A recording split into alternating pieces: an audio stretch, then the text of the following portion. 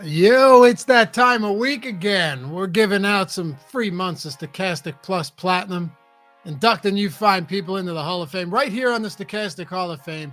All you got to do to get involved, become part of the big show, as you're going to see many huge screenshots from today, is download the Stokastic profile picture at stokastic.com/avatar.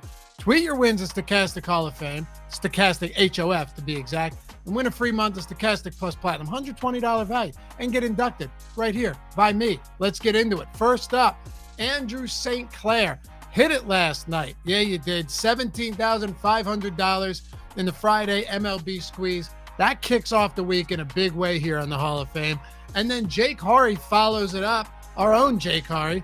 Night in the hockey streets. Use the Stokastic NHL Top Stacks tool to get more or some extra Colorado 1 lineups for the top positive leverage stack of the Slate. First place 10K for old Jake Hari there.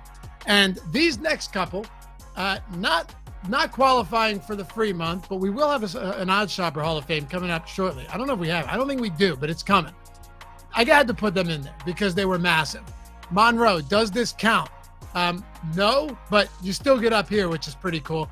$4.50 wager, $10,600 win on that. Just massive long shot, 5-leg parlay, $4 into $10,600. You do not see that often, so congrats, Monroe. That's massive. What about Tim Hutchinson?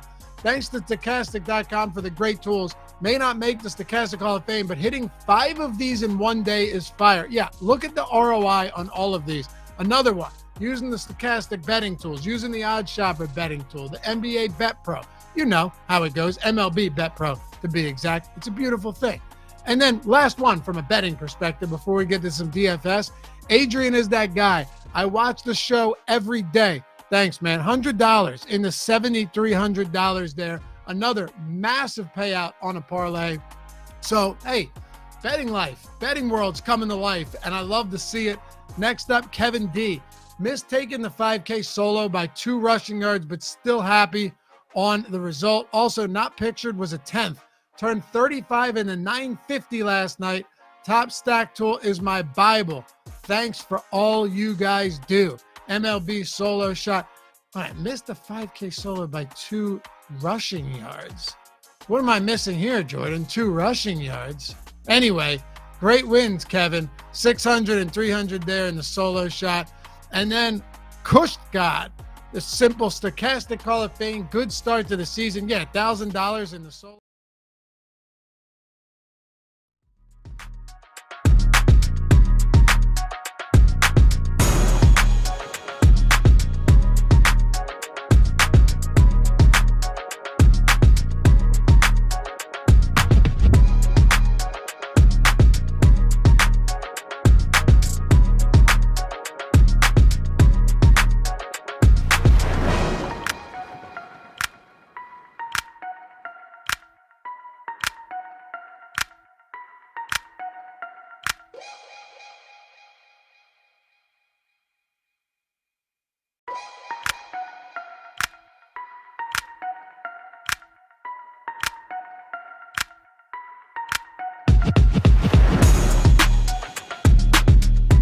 Just wondering if the tweet's going to drop or if that's a 3-2. You don't have to wonder that.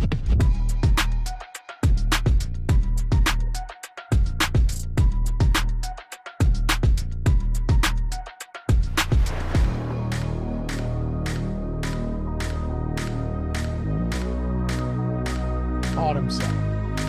Yo, what's going on, everybody? Welcome to the Stokastic.com NBA Live Before Lock, presented by Bet365. Weird time to be here. Sunday afternoon. Not used to this time slot. Usually it's 10 a.m., even for football. I'm Dave Loughran at Lafayette_D, joined by Josh Engleman. Sipping on, what do you got, some red wine over there? Taking advantage of the afternoon, huh? I do. Well, we're going to go out after this one. So I wanted to get a drink in while everybody else was getting drinks in. And then, you know, I told the wife, if they get into anything downstairs that seems like it would be up my alley, just bring me a cocktail while I'm on the show. That's a great plan. Now, is that your first drink or you're just getting started? This is drink number 1. Okay. Yeah, because I had asked Adam when we were doing a deeper dive a few weeks ago. I was like, oh, how many have you had? He's like, just this one. That was the one that he had since he returned to his apartment after spending the afternoon at the bar. Oh yeah, I got it. Hold on, let me see if I can find it quickly. I know we don't have time for this, but by the way, while you look, Adam Scher, much more enjoyable human when he's had a few drinks in him. That's just the truth. And I'm not over here, suggesting that everyone needs to drink more to be more fun. But you get a few in Adam, he starts getting pretty damn fun pretty quick. Yeah, he and I have had some pretty good times knocking him back. So I got the message. I assume what you're talking about was on Wednesday, at which point I got the message from Adam at 3:52 p.m. that said, playing a fun game of how many orange crushes can I drink in the next 45 minutes? Well, we're happy to have you guys with us. Bam, already at 100 likes. People feeling good on a Sunday. It's fun. I'd imagine they're not feeling good about this slate. This one's scary. This one's hard. Yesterday was easy. We got a lot to get into, and I promise you now, we already talked about this. Josh and I, we've been doing this long enough now to know, when we're afforded the luxury of going off the rails or not. Yeah. We got an hour. Here's our game plan, right? Because we usually do strategy shows together. We do live before locks together, but usually that's what showdowns for the finals, 2-game slates. We're gonna go through all 4 games in the first 40 minutes, and then we're gonna spend the last 20 minutes spending time taking your questions, going over game theory, strategy, and stuff like that. I think for a 4-gamer where we didn't have a deeper dive prior to this, if we had a deeper dive prior to this, we wouldn't go game by game. No, we would just let it rip. Yeah, but we don't. So I think that's the best for you guys. We're trying to do the best as far as formatting goes. And hey, Starborn, thanks for being in here, man. Appreciate you too. Anyway, my daughter had a stomach bug or something, just blowing them out the past day. So I don't know if you ever had a bad sleep and you feel hungover, but you're not. So I just took all the time. I just took a shower before the show. Me too. Liberally applied the ball cream provided to us. You and me both, man. We had the same sort of experience here. It was a good time, man. Perfect. Liberal application of that. Let me tell you, I'm lathering and then I'm spritzing it right afterwards. No time for this shit. Do you? We're not. It's a 2-minute open. What's that? The spritz feels good too. Do you focus only on the balls? Oh no, dude! I hit inner thighs too, man. Oh yeah, so I go and I get sides. Under. I go taint. Yeah. Oh yeah, you go on. Yeah. But only I'm a stickler about this. No shaft at all. Because that's a slippery slope while applying lotion. Very much so. No, because my brain is going to think oh, he's applying lotion. I know what to do now. I didn't see where you were going with that. You're saying you don't want to trigger any subconscious thinking. It's like Pavlov's dog, man. When the lotion hits the shaft, it knows what's going on. It's a tale as old as time at this point. 5 minutes later, you're in the shower again. Right. All right.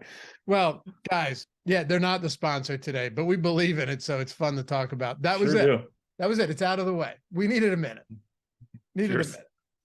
Cheers to you guys. Happy you're all here hanging out on a Sunday. We got 4 games to talk about today. Let's dive. We're almost at 200 likes already. Just racking them up, dude.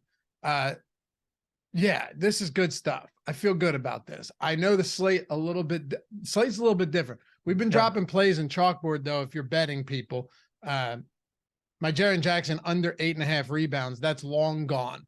In the sense of value, dude, that's the power of Odd Shopper. I'm telling you, you just find the best bets and then they're gone soon. But chalkboard's free. We'd love to have you guys join us. I've said it a bunch, but all the picks are free. Greg's dropping a ton of stuff in there I've seen throughout the day. The conversation's free. Great community. The app is free. It's all free, not just now, not just a free trial, but 100% of the time forever. So check it out. Come join us. We're almost at 1,500 people in there, and we just started this up. So if you're not there yet, join the family, man. It's a great community. And we've been crushing. All right, so 4 games. Out of the gate, you said prior to the show, you were like, it's just so hard to get to these top-end guys. General overview of this slate before we get into Lakers and Memphis. What are the most complicated parts of this that are giving you a tough time, as you mentioned? Some of the rotations for bench guys are a little hazy, which causes some problems with trying to find value. But I think this explains it perfectly. Nikola Jokic, $11,500, 8% owned. Giannis, 11.2, 9.5% owned. AD 10.9, 5% owned. LeBron 10.7, 4% owned. Kawhi 10.2, 2% owned. You finally get to Ja at 10.1, 15% owned. That's the highest owned guy that's 10K or higher. It's very, very, very difficult to get to 10K plus today. And we're not seeing it in the ownership, but it's not like if one of those guys smashes, you're shocked by it. You just don't have the money to get there. And it's really hard to separate them after salary. You're seeing the ownership come into Jimmy Butler, Bam Adebayo, Tyler Hero. We're getting loaded up on the Heat again, and it feels like it's a 2-game slate, but this is a very tricky slate at the top because people are going to want to get all the way to the tippy top. And then you just have to start asking yourself, like, well, do I like Christian Brown more than I like Malik Beasley, more than I like Rui Hachimura? And all of a sudden you're playing dog shit. I know he's a stud, and I'm a big fan of Jaren Jackson Jr., but how did we arrive at $9,600? He is unplayable today. He's completely unplayable. He is. He is. Like, I've got Morant 12 points ahead of him, $500 more expensive than him. I've got KD 7 points ahead of Jaren Jackson, and he's $600 cheaper. Yeah. And even KD's like not getting that much ownership. I just don't understand how we arrived here. Another interesting thing about this slate too is there are some players where in the regular season you're dealing with injuries, you're dealing with rest and all of that stuff. It's kind of not, it's unlike yesterday's slate where you didn't have as much of that, but you look at Kawhi Leonard at the end of the season, he played a couple 40+ minute games. You're expecting, way bigger minutes than you've seen from him all season tonight. Kevin Durant being another one of those. He's at $9,000. We'll talk about that. But what does his playing time and usage look like? He's only played really a handful of meaningful games with Phoenix. He's played 8 games with the Suns. 8 games. So this slate's really unique in that sense. Let's dive into it. Started off with the Lakers. Like I said, if you guys are just jumping in, we're going to go through all 4 games. We're going to do that pretty quickly, as quick as we can, but get as much in there as we can. And then we'll go with some questions and game theory to close out the show. Any questions you guys have, we'll try and leave 20 minutes for that, so you have plenty of time to lock those lineups in. All right. And also the games are staggered too. So it's not like if this locks at 3, you have no ability, ability to do anything. But with the Lakers today, I'm saying, right, I think the Lakers are in trouble. I think Memphis you think the Lakers win the series? I think the Lakers are going to look really good early. Okay. And then the Grizzlies are, the pace of their games going to start to wear on the Lakers late. I think this is a better series for Grizzlies late than it is Lakers right now. I think it's a problem for Memphis. I'm not saying like the Lakers are way out of their weight class in terms of the Hawks against Boston. Yeah. I do think Memphis is a better team. I mean, the Lakers have shown me nothing throughout the rest of the remainder of the regular season, the play-in game, nothing to suggest that this team is sustaining a run. We'll see. Doesn't matter for today though. Talking DFS, you've got James, Anthony Davis, both of them probable. And then interestingly, and this could have just been a 1-game thing, D'Angelo Russell was terrible, but you can dive into this. Against Minnesota in that play-in game, 24 minutes, shot 1 for 9. Dreadful, top to bottom. Dennis Schroeder in that spot, though, 33. Of course, I had over 2.5 assists on him. If you predicted for 33 minutes, you got plus money odds on 2.5 assists, you're hammering that at every opportunity. Oh, yeah. Yeah. Of course, he finished with 2 in 33 minutes, but that's besides the point. Let's start with the guard rotation, the point guard rotation. Do you think we go back to what we were seeing, or do you think this could be another situation where Schroeder gets a lot of run? Somewhere in the middle. Okay. Like, I think you have to assume. I think you have to go in with the assumption that D'Angelo Russell is expected to close the basketball game, that he is going to get the fourth quarter rotation that he did not get in that previous game. I don't know how you could assume anything else right now. Can that not happen? Like, can he play bad and Schroeder take that spot? Absolutely. We know that that's a thing now. But the goal is going to be to play D'Angelo Russell. Like, we understand how this actually looks. Maybe they rip the Band-Aid off early and don't want to go to Russell, but that's a very interesting sign for what they're going to be doing moving forward if they're already not playing D'Angelo Russell in the playoffs. Neither here nor there. There's no ownership coming into this Lakers team at all, no matter what guard you want to go to. If you want to go to Russell, he's 6,800. He's 5% owned. You can pretty easily get over the field on that. I didn't. If you want to go to Schroeder, you can. He's 5K. He's point guard only. He's 3.5% owned. You can easily get over on that. I didn't. If Austin Reeves is the guy that you want to go to, he's 6,300, has the MPE. He's 8% owned. You can easily get over that. I didn't. I don't know how you get to this Lakers team. I don't see anything here other than Rui Hachimura, who's pulling 29% ownership, which might be the total of every other Laker at this point.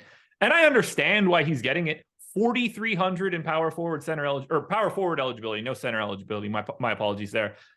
He's the easiest point per dollar guy to get here, but the Lakers don't look good. I already explained how it's hard to get to LeBron and AD. I gave those guys real 38 type minute performances.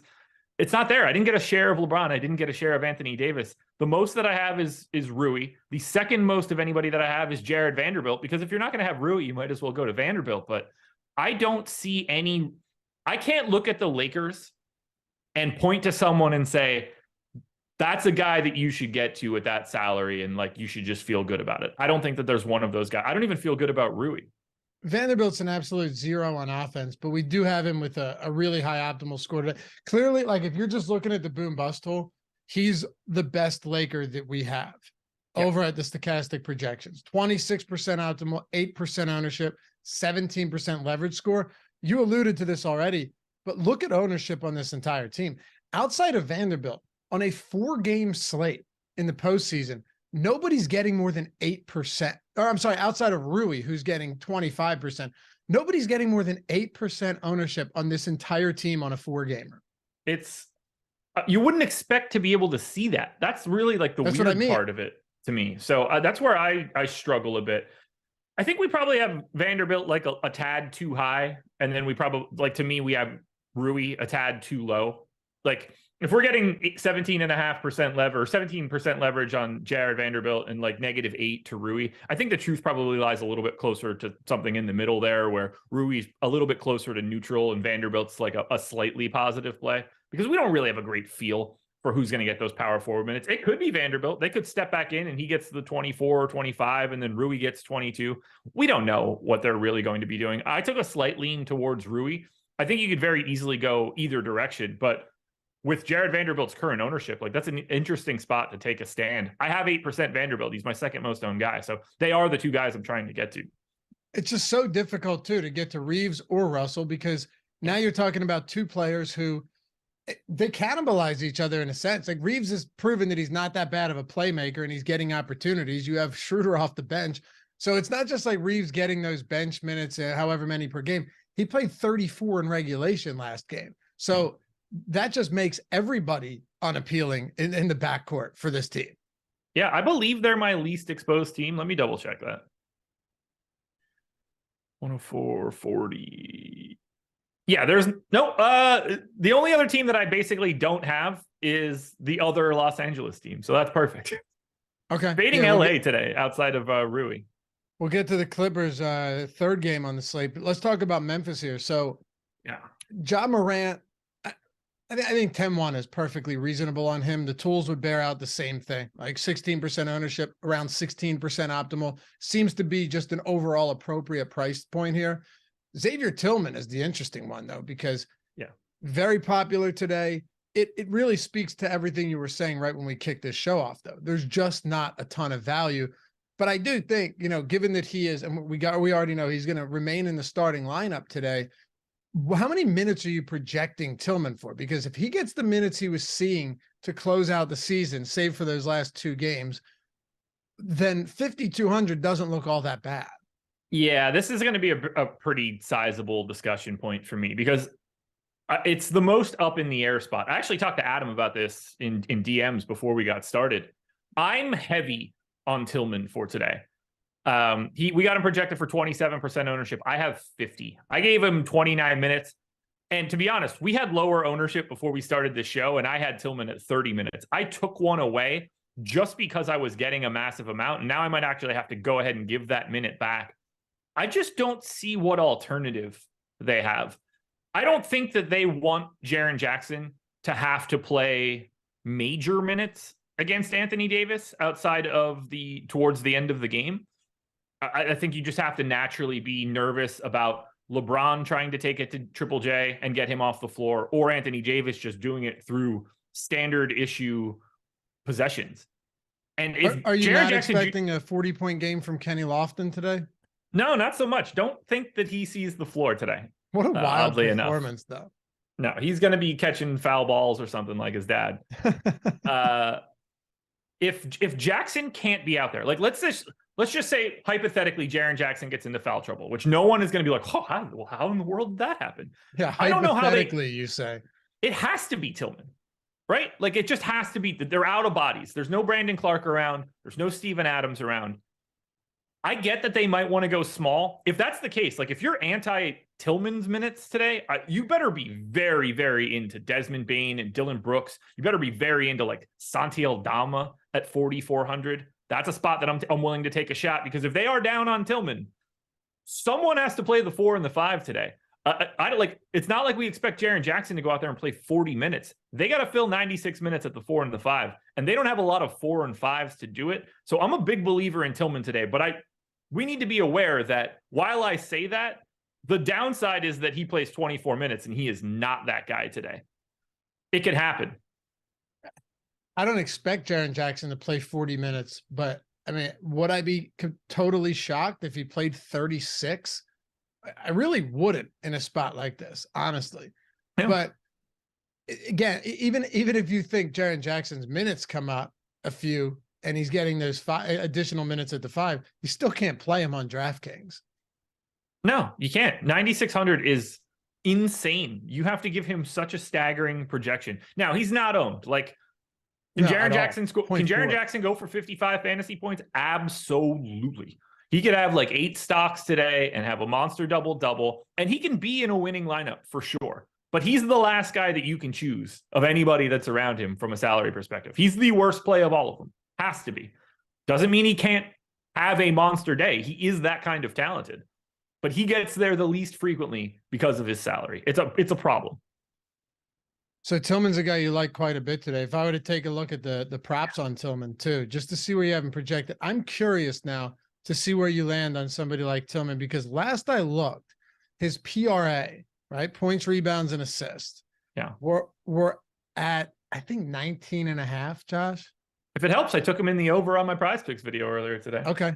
18.5 right now on Xavier Tillman, pretty much everywhere. I got it at 19.7. And honestly, I had it at like 20 and change before I ran my crunches. I took a minute from Tillman because I was so far above the field and the ownership that we had that like it was a problem for me to continue to run it the way that I was running. So how many minutes are you projecting him for now? I have him in for 29 right now, but I'm in the midst of running a crunch. If when I finish this crunch, I don't still have 40 plus Tillman, I'm going to rerun it with 30 minutes. Well, it's very likely on a slate like this, if Tillman gets almost around 30 minutes, you're going to want some of him at 5,200. There's just no question. He's around the fantasy point per minute guy, just shy of it on the season.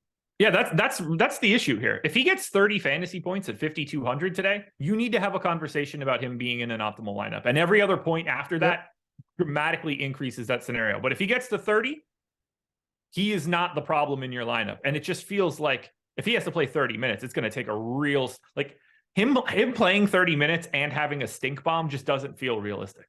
Right. I'm with you. What else do you want to talk about with Memphis today outside of Tillman? Because Tillman was the big kind of elephant in the room here, given the ownership and the possibility that he does play a lot of minutes today, and you laid it out. Seems very realistic. So this is an interesting one. I'm way more optimistic in the minutes for the starters for Memphis than we are on the site, and it's not making a difference. Like I went 37 to Bane. I still only get him in 6% of my lineups. 8,600 is a big price. I think Ja at 10-1 is sort of the best pay up option. It's the best combination of upside and price that you can get, but Lakers defense is no joke. I'm anxious to see how they handle him. Like 6,100 Brooks. I gave him 33 minutes. I think that I'm being pretty aggressive there. I got 7%. We already talked about Jaren Jackson. You can't get there. So even with very optimistic playoff style minutes projections for the Grizzlies guys, they're still a little bit too expensive and really hard to get to. The guys that I'm getting to the most are Tillman, Aldama, and Ja Morant. I know Luke Kennard's kind of like a pseudo popular guy to talk about because his minutes have been ramping up. He's shooting guard small forward, but he's 5,500. You have to assume that Luke Kennard is playing some major minutes. And at 5,900, you cannot play Tyus Jones. Heard some Ben Rassa there, pseudo. He likes to use that frequently, and it seems it's been adopted. All right, let's talk about Miami. I didn't notice, and I haven't done a show with Ben really? in a long time. Oh yeah, he loves using that. Miami and Milwaukee. Before we do though, if you guys are in one of these 4 states, buckle up, because here's the chance of a lifetime. New Jersey, Colorado, Virginia, and Ohio. Bet 365, $200 in bonus bets when you bet $1. That's not like some wild thing where you get there. You know, it's not like you're buying a timeshare here and you turns out you just get completely fucked. This is something where like you actually bet $1, and then after the bet settles, you have $200 in your account in bonus bets. It's very much that simple. We have the link in the description, the one in chat that Mike can throw in there now. You click that, you sign up, you deposit $10 and only bet one of those. It doesn't matter if you win. You don't have to win. If you lose, you get it. So my recommendation is, since you're only betting $1, just put a massive long shot parlay in there. Just put something insane in there, because if you lose, you're getting $200 in bonus bets anyway. If you win, you're getting the bonus bets and you're getting whatever payout on an insane parlay that you've thrown in there. And I don't even think I'm recommending reckless betting here. I'm saying it's $1. You're getting it anyway. So why not take a shot? I mean, who's betting the -110 team to cover the spread to win back 90 cents? Don't do that. If you're in Virginia, Ohio, New Jersey, or Colorado, throw it down and get your $200. Plus, it takes legitimately 1 minute to sign up. Let's say a minute to find your bets. That's $200 that you're getting in 2 minutes of your time. Legitimately zero reason not to. It's a no-brainer. It's the best option out there in the country right now. All of these other books, it's like bet 5, get 150 if your bet wins. Or like FanDuel has a good one, but you guys are already on FanDuel. Bet 365, well worth taking advantage of. Any other opportunity to get $200 on $1, you're going to do it. No questions asked. So check it out. Virginia, Ohio, Colorado, and New Jersey. Unfortunately, only those 4 states right now, but they're coming to more in the future. PA and Iowa being 2 of them. Looking forward to it. So interesting. Yeah. Link in the description and in chat. Get $200 when you bet $1. You know where they're not coming? Hold on, real quick. Must be 21 years or older to gamble. If you or someone you know has a gambling problem, please call or text 1-800-GAMBLER. Go ahead, Josh. You know where they're not coming? The state of North Carolina. North Carolina, yeah. All right. Miami and Milwaukee. Miami, awful game against Atlanta. Gave the Hawks some hope, but that series was over before it started. Yeah. I feel comfortable actually saying something like that. I'm fine saying that. But then they take care of business against Chicago. Now they go up against the juggernaut today. 9.5-point dogs, 220.5-point total. I'm looking at some of these price points and they do seem pretty reasonable. Like Tyler Hero, point guard, shooting guard eligibility. Bam, center only, of course, but he's $7,700. Let's start with those 2 top guys, and then we can get into the Jimmy Butlers here. But Bam's been, I think it's fair to say, pretty underwhelming. If he hadn't been playing massive minutes, like if he was playing 33 minutes, 34 minutes, you'd be even more disappointed with these first 2 games we saw in the pseudo postseason, Josh.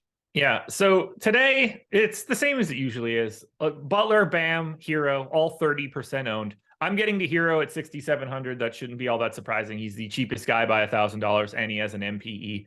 I'm not really getting the Butler or Bam though. Bam actually surprises me given the amount of Bam that I normally get. So for those of you that care, play Bam Adebayo today. I don't have him, so I am quite confident he's going to smash for now. But they look like great plays. Like, is it a good spot against Milwaukee? No, clearly it's not. They're the biggest underdogs on the slate. But if you're going to anybody on Miami, it has to be Butler, Bam, and Hero in some order. That's what the ownership is showing. They're heavily owned, and they should be. They're based on the minutes that they're going to play today and their normal rates.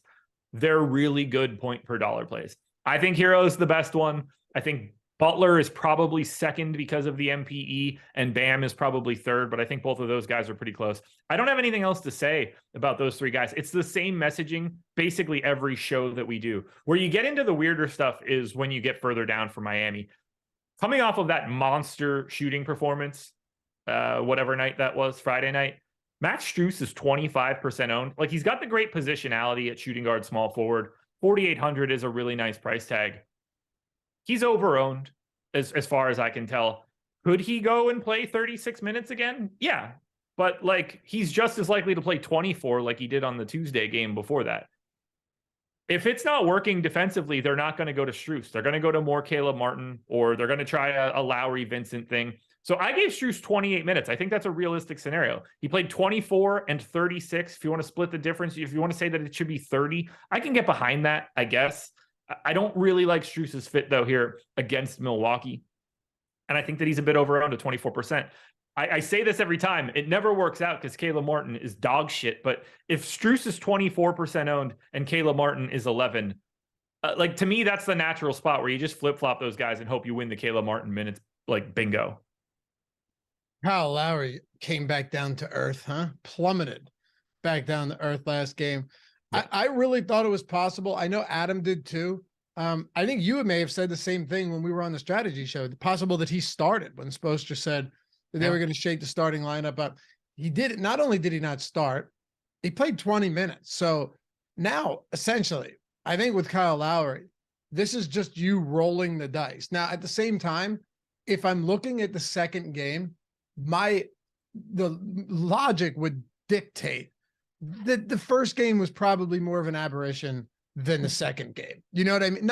Not even performance, minutes. Sure. Like foul trouble, Caleb Martin injury, and then Kyle Lowry having a monster game. Legitimately, all of the stars aligned in that one. So if I had to guess, 24 minutes or something, 25 minutes, but 33 outlier. 20 is probably a bit of an outlier, but maybe not. I gave him 28, and I 28 today. Okay, I was still thinking barely like more mid-20s. 5,600. He's 6% owned. I got 7%. If I went any lower, I'd have none of him. And like I went 26 on Gabe Vincent too. I can't get there. These guys are like priced up a little bit further than they need to. The problem here is that like you wouldn't be surprised if Lowry played a couple extra minutes, or you wouldn't be surprised if Strus did, or Martin in this case. Like those paths are there, but these guys are at problematic price tags. I don't see much out of Miami. Like I said, you really want to just stick to those top three guys. And my recommendation is to not play Kevin Love. I've been saying that since the first time that we had competitive games here, but this is not the series for Kevin Love, just in case you're curious. Is he going to be the backup center? Maybe. Is that going to go well for him? Nope.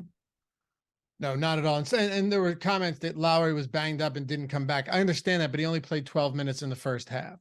So unless you assume, I mean, so you giving him 28 minutes would suggest that you think he could close this game then. Yeah, I do. And it's not even just that. It's that there's nowhere else to go with the minutes. Right. I get it. But I'm saying he wasn't on pace to play 30 minutes last game either. Well, if he closed, maybe. Yeah. But he still would have got to around, what, like 28 or something like that. So, yeah, I guess that's fair. 25 to 28, anywhere really in that range, like you said. Anybody else for Miami? We can talk Milwaukee here. All right, let's get into the Bucks then. So Bucks 9.5-point favorites. You had mentioned like Giannis. This would usually be a pretty appealing price point on Giannis Antetokounmpo. Yeah. On any other slate, you look at it, you go, man, 11K, not bad. Slow pace matchup though, right? Like Miami, a pace down spot here. This whole Milwaukee team looks pretty unappealing from top to bottom, especially looking at some of the price points. Middleton's back fully. Like Middleton has no restrictions anymore. So you've got him and Holiday both north of 8K. And then you have, of course, Giannis looming, no matter who you play, if you decide to pay up for a non-Giannis buck. This is a crazy team to think about because obviously you start at the top and it's just like, okay, Drew Holiday, 8,500, going to play like, to me, going to play like 38 minutes today, 5% owned. I got like 10, looks fine at that price tag. Giannis at 11-2 would normally be a situation where you want to get a ton. He's 11% owned. I have 11. I don't know how to go much further because it's just really hard to find the money to get there. Middleton at 8K. Look, if you've got a feel on his minutes, by all means, go for it. I gave him 30. I just don't think that they're going to like rev that engine immediately in game one. I think he just plays like a standard starter would if it was just like any other game. And if that's the case, the only thing that's saving him is the small forward position. The guy that I want to talk about right now, I'm fascinated by this one. Why is Brook Lopez 6% owned today? Yeah, he should. I have 40 right now. Hold on. You got 40% Brook Lopez today? Because he's 6% owned. Yeah, like I understand that he's center only. Why is Brook Lopez 6% owned and DeAndre Ayton at 6,500 is 26? Yeah, not a bad point. I mean, honestly, how would you even? How much BAM do you have right now? 12 or something. Okay, I only ask because it's like with the way that BAM has been playing, should he be? What he's 31%? Should he be that much? He's not. Like Brook Lopez is 6,600. Bam 77. You mentioned Ayton. I was just pulling up the center position here in our ownership. Look at Rudy Gobert. Rudy Gobert's got 15% ownership, and he's $700 more expensive than him. I think they're going to play the same amount of minutes today. I think you're making a pretty reasonable point here. And it might, some people might recoil at the thought of like, oh my God, all this Brook Lopez, but 4-game slate, 6,600. He is north of a fantasy point per minute guy. Let's not ignore that either. Not to mention that in a game like this, what do you got him in 32 minutes? I went 34. 30. Okay. So that's one of the reasons I would have 34 is a lot. I mean, it's doable. I mean, he played 34 in 2 out of the final 5 games that he played. Yeah. Sorry, 6 games. And one of those games was a full on punt where nobody played more than 25. Like he's been playing 31 minutes a game at this point. Fair. That's fair. Assume they clamp it down a little bit. Then let's not forget this. He's having, one of his best years ever at 35. Defensive player of the year candidate this season, plus 2.1 EPM defensively. He's been worth 10 wins. That's like a $30 million a year player, and he's 6,600. Like, I get he's not some crazy scorer, but we got to remember he has that in his bag. There are 1, 2, 3, 4, 5, 6, 7, 8, 9, 10, 11 players with center eligibility who are higher owned than Brook Lopez today. Yeah, I think to me, this is one of the easiest places to be different in a large field GPP. I also think usually when I have a situation where I see a starter at an ownership number like this that just feels like a little out of whack to me, he's going to be like 11% owned. Like that's usually what happens in these scenarios. Still pretty low. Still pretty low. The aggressive extreme, it's usually just like that guy's 3 or 4% higher in the long run. Yeah, still pretty low though. It wouldn't change anything for me. I would be 2xing Lopez at a minimum. All right, let's go to the Clippers in Phoenix. I want to keep this one moving along. I think we hit most of the necessities from Milwaukee. Give me 30 seconds on the bench for the Bucks. Go ahead. I have no idea what they're doing. Assuming most teams want to shrink their rotations when they get to the playoffs. Milwaukee has 10 legitimate bodies for today, and I don't know which one's going to take the seat. It's probably Pat Connaughton, but at 3,900 shooting guard, small forward, he does offer you some interesting salary benefits. Maybe they cut Javon Carter. A lot of people think it might be Jay Crowder. Joe Ingles, to me, doesn't fit this series as much as he can fit some others. I think Bobby Portis is very live to lose some playing time today in lieu of getting to Jay Crowder. I think Jay Crowder guarding Jimmy Butler is a much more interesting matchup than Bobby Portis being the 5th best offensive option for the team. So all told, none of it matters. All of the prices on these guys suck. But if you got a ton of minutes out of Connaughton, that would be the scariest one because of his position. I guess similar situation for Ingles. But for right now, all these guys are 3% owned. That makes sense to me. I don't really know how you get to them because I don't know what they're doing with their rotation.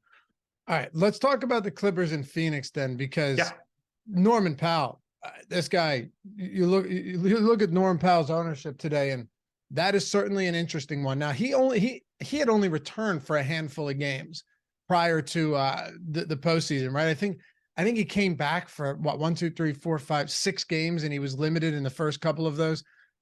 I wonder what you make of him today, just looking at, and he's only played 56 minutes alongside both Kawhi Leonard and Russell Westbrook, but his usage sits at 19%.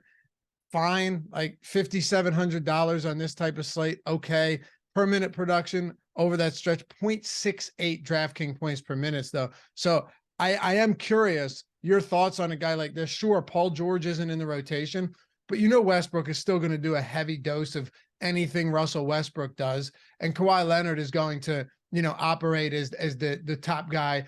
But outside of that, I understand they don't have a ton of tertiary options. But is $5,700 Norman Powell deserving of this ownership today? It's a little high for me. The minutes have been there as of late, so it is interesting to see something like that. Played 32 in that game that mattered on Sunday. He played great to close the season out too. Hold on. Still. Glass of rosé just brought for me. Cheers. Rosé, huh? For a second, I thought you were manning up and drinking straight whiskey. Looked like No. it. Glass of rosé. Thanks to the wife. Thanks, wife. Thanks, wife. But yeah, my phone as wife. He closed the season out really well. He did 31 and a half minutes on Sunday. He played 35 and a half before that. Should I bring my wife in here and ask and tell her what you were saying the other day? Yes. Yeah. Yeah, you should. Can I go straight to the tap? She'd find it funny. All right, Norman Powell. Norman Powell, anyway. He has been playing big minutes. Does that have to happen? No. I mean, they're very flexible. They're going to play matchups. They're going to play game feel because they got a lot of interchangeable pieces. 30% ownership seems a tad high for Powell. He is the guy that I have the most of for the Clippers. I have 19% right now. It's the shooting guard small forward that's really helping you out. It's that's the flexibility that you need. So I have no problems with it. If you wanted to go over on it, it makes sense to me. But like on the surface, just comparing him to everything that's around, it's a tad high. Zubac's for 21% ownership at 5,400. That's another one that just feels like a little high to me.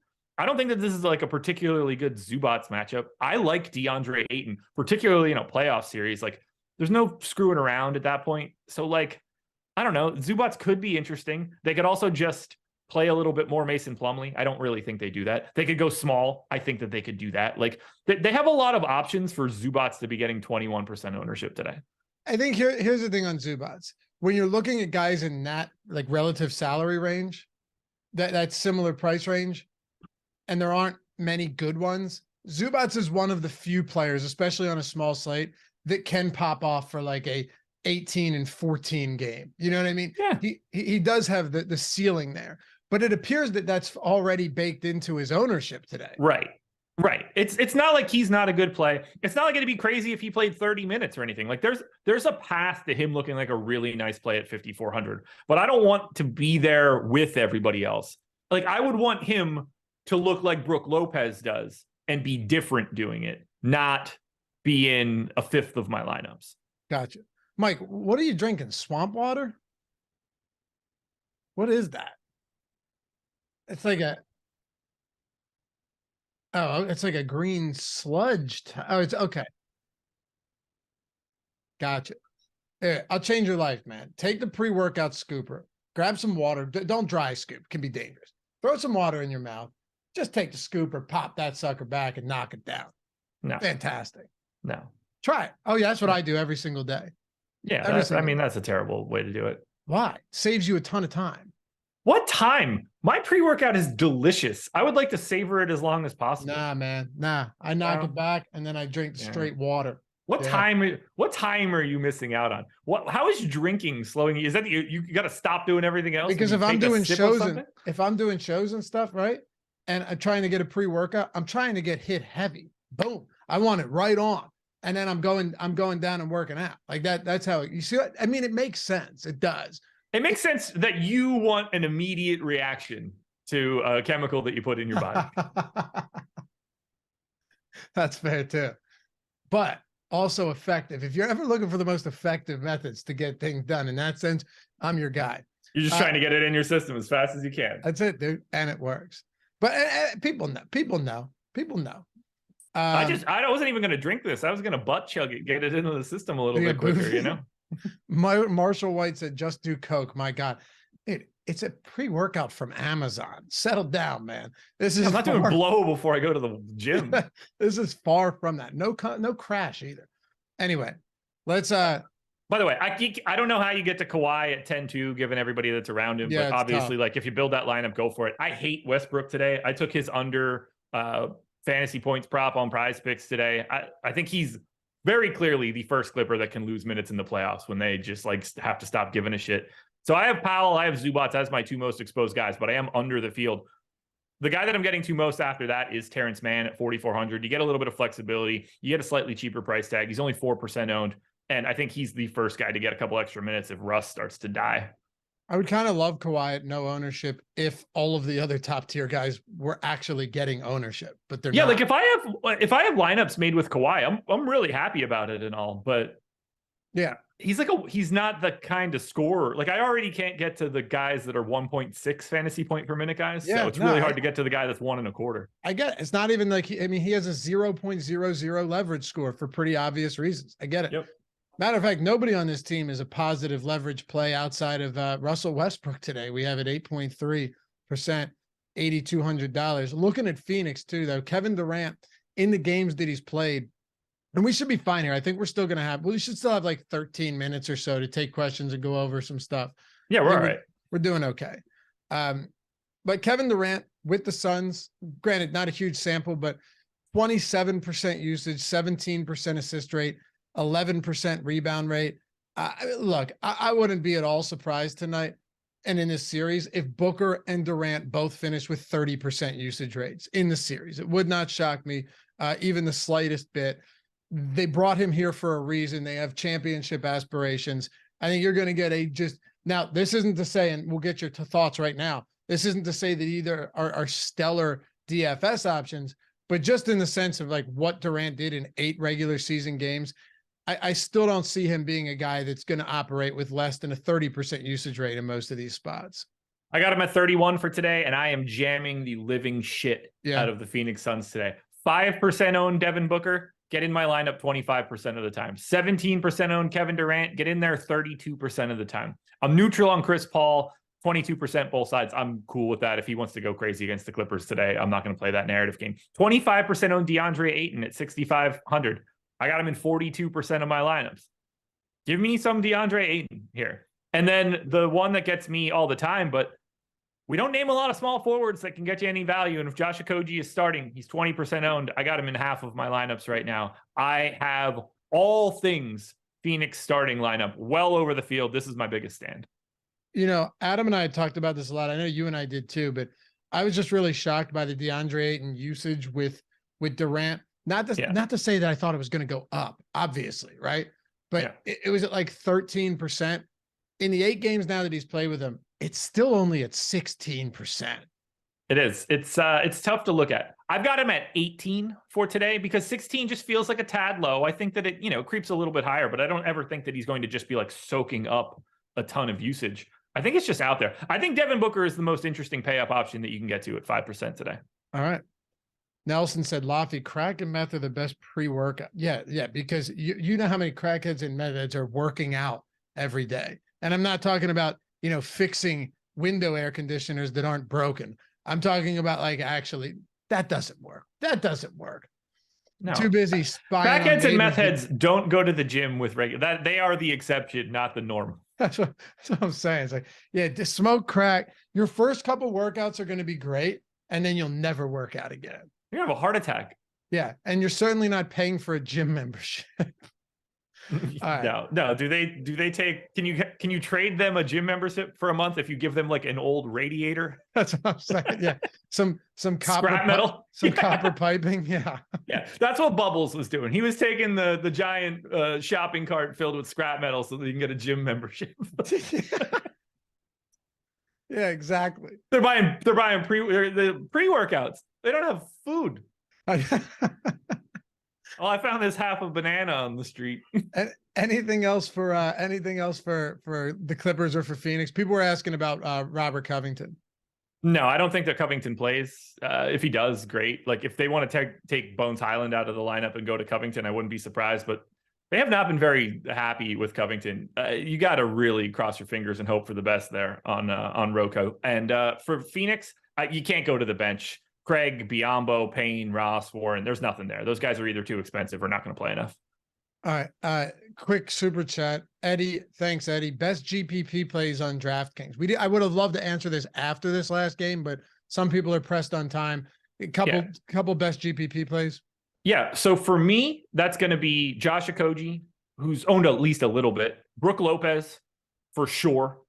Devin Booker, for sure. And I think Santi Aldama, if you want to get really weird, if you want to bet on any sort of foul trouble, that $4,400 price tag and having power forward eligibility can get you where you need to be. And Nickeil Alexander-Walker is the best play on the slate. So we'll have that, at least for now. That will change, I think. The Thunder with a super chat just says DK Tears ? I'll do my best. Give me 1 second. I can get through this pretty quickly. Jokic, Giannis, LeBron, AD. Jokic, Giannis, LeBron, AD. Look at this, Giannis for sure. And then Morant for sure. Durant. That's KD. In 3. Yeah, that's KD. 4, I assume, is going to be Drew. You think?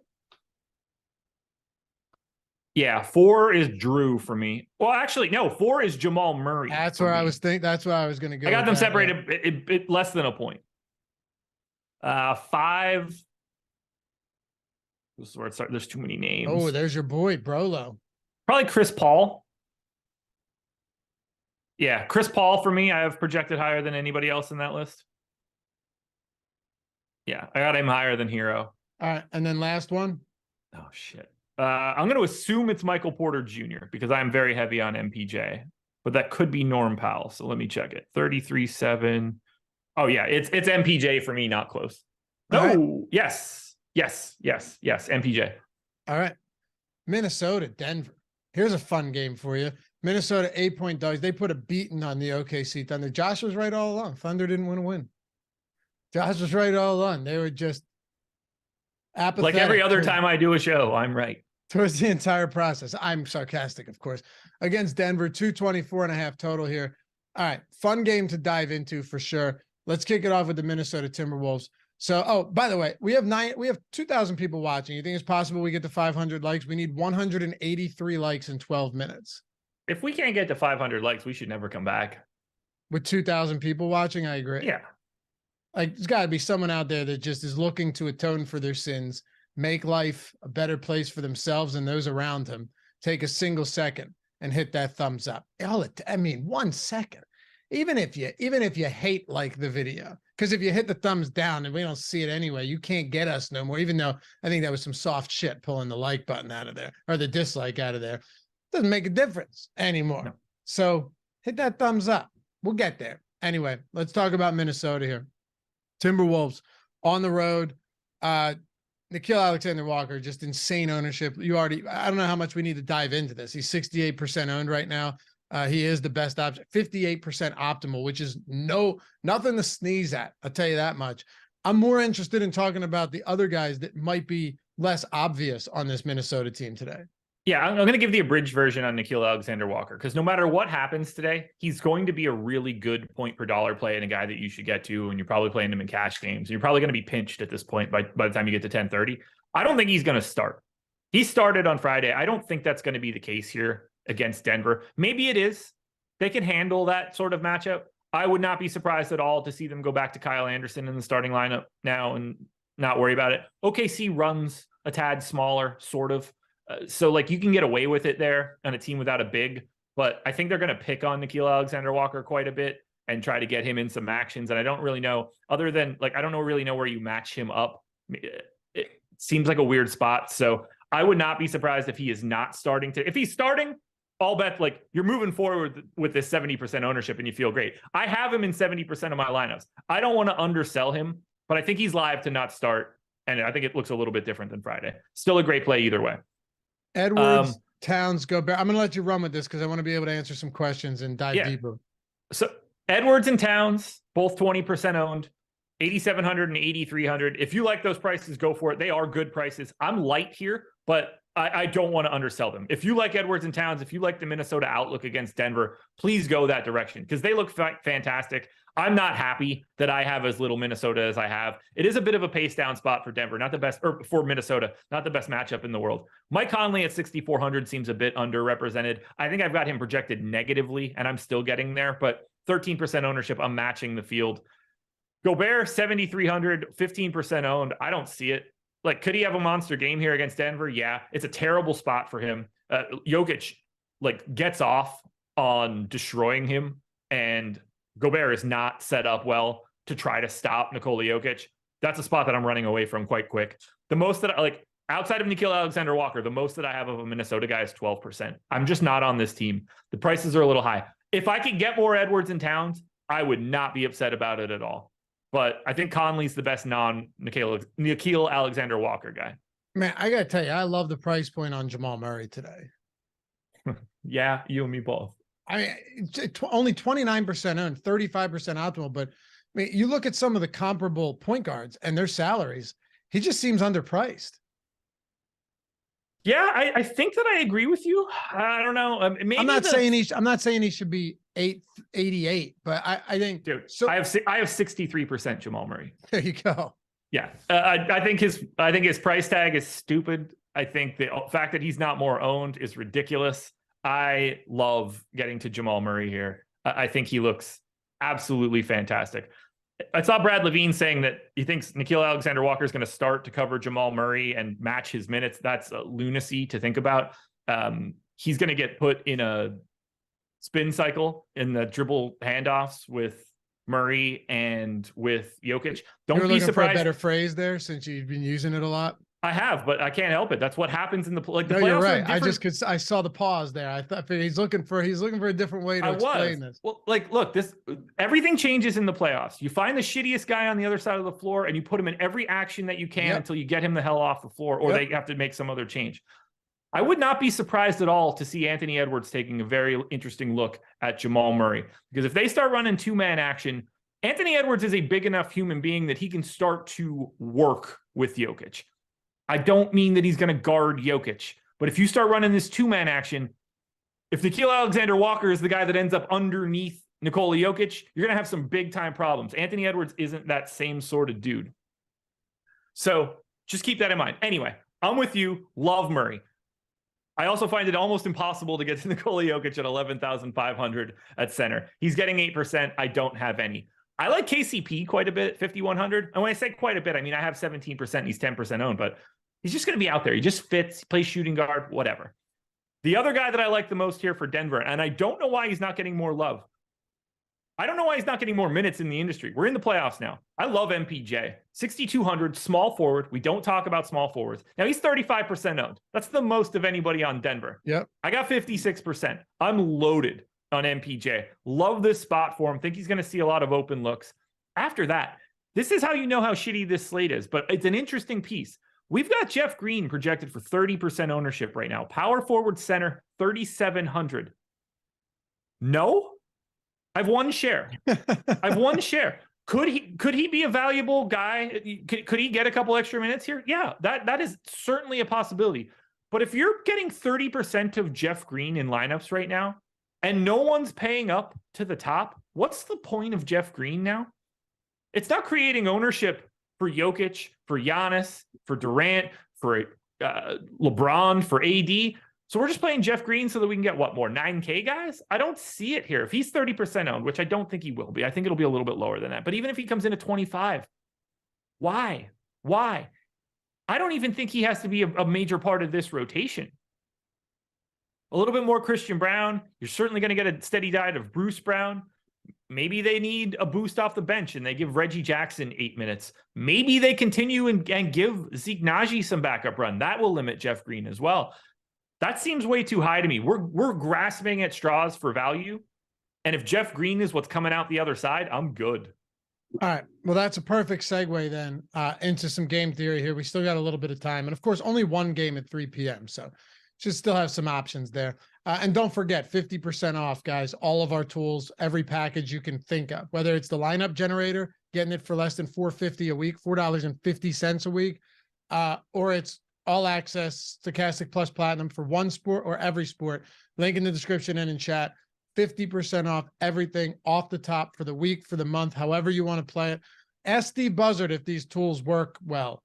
Guy just won like 400,000 or like 300,000, 250, I think, in a qualifier in a matter of 4 days using the Boom Bust tool or using the Top Stacks, Top Pitchers tool and all that. You got it all 50% off, including the premium Discord. So 50% off there if you want to get in on that. Like I said, link in the description and in chat. You want to get up in the Hall of Fame? You're already rocking the Stokastic avatar. You know, you're waiting to tweet those wins over at Stokastic HOF, just chopping at the bit to see your name up there to get that free month of Stokastic. Well, here's your in. Get that 50% off and increase your game. All right, here's my question. I think this is the most important one because we still got 1,800 people with us. What do your most common builds look like today without value and the inability to get to the top tier guys? I'm not asking for specific players. Yeah, no, I understand. I mean, everything's balanced. Yeah. Well, here's the easiest way to describe it. Top of the salary tier for me. And exposures. Jokic, 0. Giannis, 11. AD, 0. LeBron, 0. Kawhi, 1. Morant, 11. So 11, 22, 25% of my 800. 25 of 800 is what I have to the 10K plus range. Wow. I'm just not there. Let's look at this from an opposite direction. Wow, Mateus said he won last night too. I didn't know Steve won last night too. It's insane. Did he really? That's insane. It's insane. Those heaters don't last forever. Get in on. Say someone's got to take over that heater. I was live in NBA last night, but faded. Didn't come through. I had Herter and Barnes going, and like anytime they would score a bucket, I'd jump like 20 spots. I was in like 7th or something when I sent it to Adam in the middle of the 3rd quarter in the last game. Who are your highest owned value guys today? Nickeil Alexander-Walker for sure, but I think that one's going to look very different later tonight. Okay. Look, you're not going to be able to swap that much off of him anyway. He's going to look better than everybody else, but like I really don't think he's going to start. But it doesn't really matter at this point in time. He's 4K, and even if you project him for 24 minutes, he's the best thing that's going to be at the bottom. Rui Hachimura at 4,300, I have 24% of. Santi Aldama is sort of like the stand pay down option that I'm getting to. Don't feel great about that, but like he just sort of won the lottery here. There's not a lot at the bottom, honestly. All right, couple rapid fire questions. Feel free to literally just like yes or no. Okay. Any case for Reggie Jackson? Not really. I don't.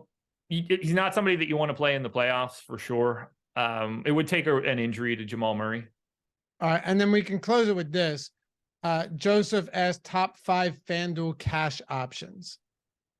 Austin Reeves, Josh Okogie, Aaron Gordon, Dylan Brooks, Ja Morant. Lopez or Hero at utility? We'll assume DraftKings. They didn't specify. Sort of depends on the construction of the rest of your lineup. If it's very chalky, Lopez. If it's sort of contrarian, Hero. I got them separated by a fantasy point, so I have Hero slightly higher, but ownership can play a role there. Will 17 people please hit the like button? Jamal Murray. Seriously, we need 17. Jamal Murray versus Cat. There's an interesting one. Jamal Murray or Karl Anthony Towns? I mean, for you, it's got to be Murray. If you're talking, I mean, I would rather have Murray. Any other thoughts before we jump out of here for the day? We're not doing it. They don't have a schedule for a post-lock show, right? I didn't look. I ain't doing that shit. No, not a Sunday afternoon. Okay, no, okay. No post-lock show. 75 degrees and sunny outside. No, I can't make it. My internet went out at 3:00 on the dot. Oh, Jordan L said the player compare tool had them very close. Yeah, use the player compare tool. It's entirely free over at Stokastic.com. That helps a lot if you're doing like 1v1s, 2v2s, and you're asking us, oh, damn, 554 likes. 60 people just decide, hey, I want to help out here. Well, that's the problem. You get too short and everybody wants to be the final guy, and all of a sudden you just get 55. I know. Well, we appreciate you hanging out. We did the best we could formatting this. You know, we got there to some questions at the end. I think we wove in all the strategy and game theory talk throughout the show. Anyway, yeah. It's a tough slate to talk about because there's a lot of unknowns from bench stuff. Like it's one of those slates where you don't really have to talk about Jokic, Giannis, AD, LeBron, right, Kawhi, Morant, Jackson, Booker, Durant, Butler, Edward. Like that, all that shit is play whoever you want at that point, basically. Brad Clayton, wait, does Josh think there's not sunshine on the weekdays? We're working all weekdays, brother. We're working. It's weird. Normally I can't find all of my friends to go out at 2:00 in the afternoon in the sun on a Tuesday. It's crazy how they have shit going on then. I was going to say the breaks that I get on the weekdays, like in between stuff, it's not exactly common scheduling amongst friends. Like, I didn't invent fucking weekends, man. This should not be the first time you heard of this. We'll see you guys back here soon. Josh and I doing NBA strategy shows all the way up through the postseason. So hang with us. Have a great rest of the weekend. If you're already on our chalkboard, we'll see you guys over there sweating some bets, some DFS lineups tonight, having some fun. Later. Dumbest shit ever, man.